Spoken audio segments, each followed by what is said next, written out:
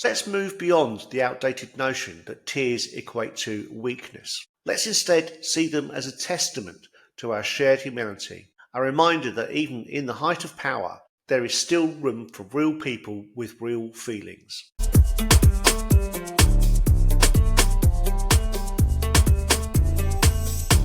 Peace Unplugged, the podcast that delves into health and well-being of people. In this podcast, I'm going to address the role that in public life, exploring the role of emotional intelligence in the often harsh world of politics. I'm your host, Martin.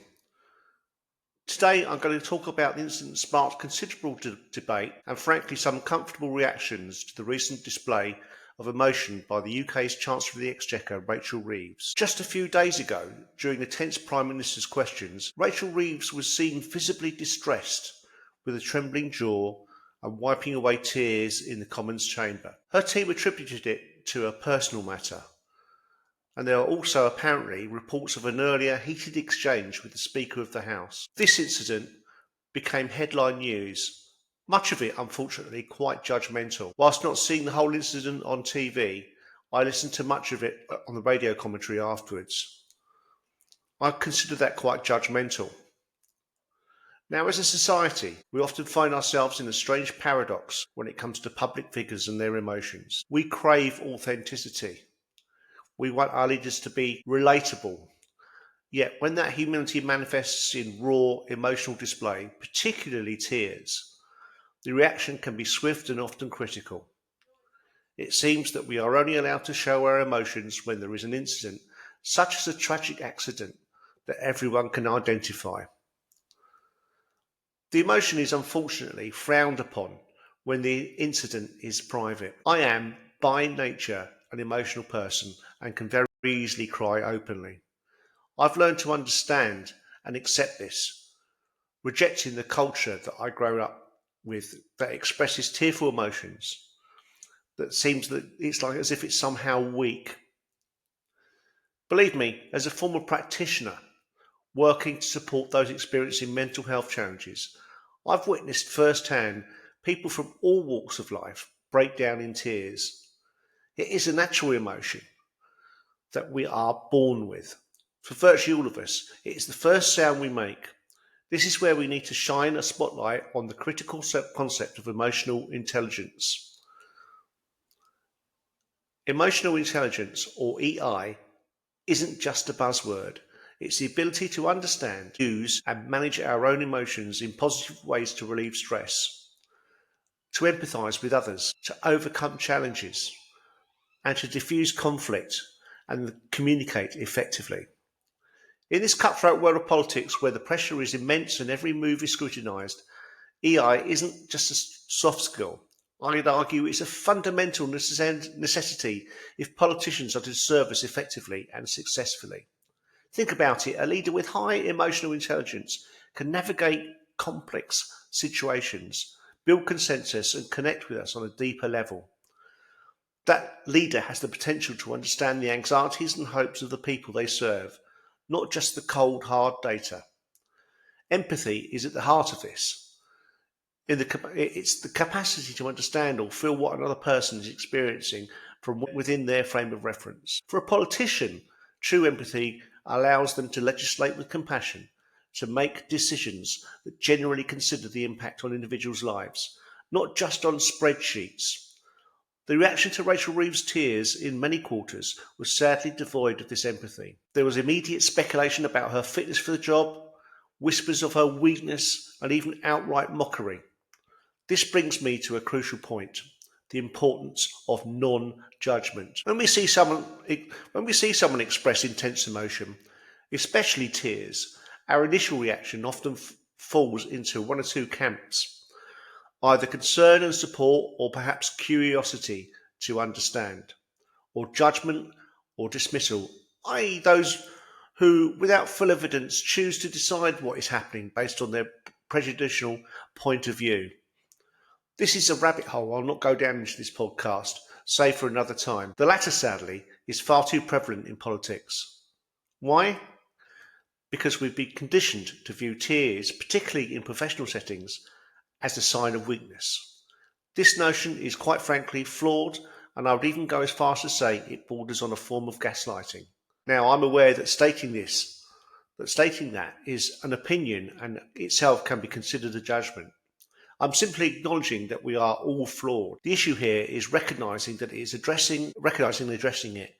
Gaslighting, for those who are unfamiliar, is a manipulative tactic where a person or entity makes another person question their own reality, perceptions, or sanity. Public figures are shamed or ridiculed for showing vulnerability, where their genuine emotional reactions are twisted into evidence of their incompetence. It's a subtle, insidious form of gaslighting, and by extension, all of us, that our authentic emotional responses are invalid, shameful, and should be suppressed. This is a hallmark of narcissistic behaviour, the need to control, to diminish others, and to maintain an image of or perception of strength, even if it means denying human reality. In politics, this can manifest as a refusal to acknowledge mistakes, a dismissal of opposing viewpoints, and a constant projection of our invulnerability. But true strength isn't about never crying, it's about being able to experience and process emotions and still show up and still lead.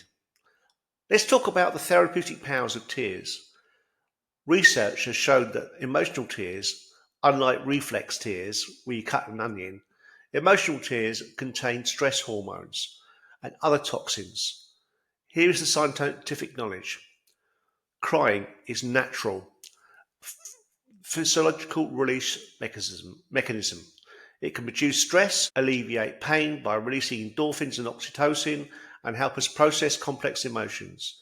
It's our body's way of hitting a reset button, of achieving emotional equilibrium. It's the recognition of reality and the expulsion of self-denial. I witnessed this just recently. A young man visiting the coast had lost his friends, his phone, and his train ticket to get home. I've no idea how this happened, but I recognise his fear of not knowing how to get home. Some people helped by allowing him to use a phone to call his father. That was a simple act of humanity, without breaking personal boundaries or overpromising or intruding. It was tempting to second guess what had occurred and to be somewhat suspicious. However, with personal boundaries and a recognition of what I consider genuine fear, we were able to help in some way.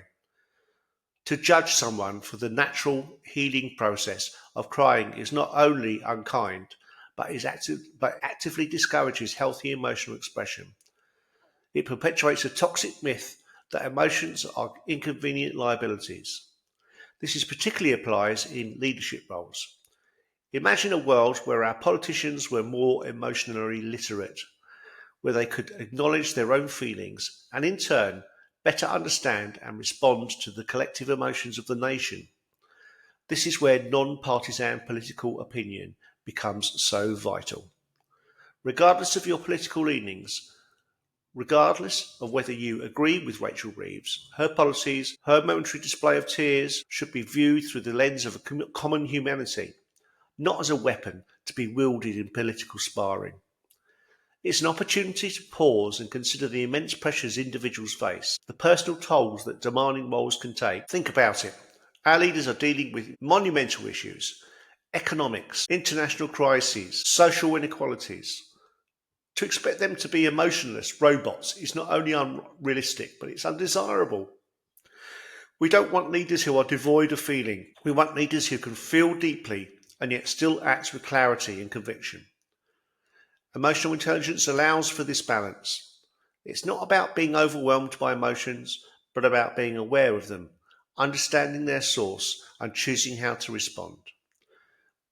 When we see a politician cry, instead of rushing to judgment, let's consider the possibility that it's a sign of a deeply engaged individual, someone who cares, someone who is feeling the weight of their responsibilities, or perhaps someone who is simply human. Experiencing a personal struggle in the most public of arenas, our society and particularly our political landscape would benefit significantly from a greater embrace of emotional intelligence. From fostering empathy in our discourse to practicing non-judgment in our reactions, and understanding the very real therapeutic benefit of emotional expression. So let's move beyond the outdated notion that tears equate to weakness. Let's instead see them as a testament to our shared humanity. A reminder that even in the height of power, there is still room for real people with real feelings. If there are any politicians out there listening to this, or those who aspire to a career in politics, I ask you to embrace the notion of emotional intelligence not just as a buzzword to gain popularity or empty words with no substance and clear action, but to absorb it into the very behaviour of political life. Perhaps that way, there is an opportunity to make a real difference. In the words of John Lennon, "You may say I'm a dreamer, but I'm not the only one. I hope someday you'll join us and the world will live as one." Thank you for joining me on Peace Unplugged. Let's strive for more understanding, more empathy, and little less judgment in our world.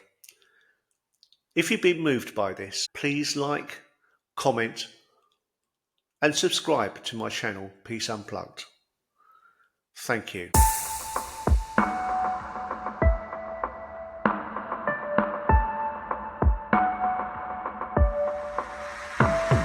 If you enjoyed this podcast, please follow, like, and share. Thank you very much. Martin, Peace Unplugged.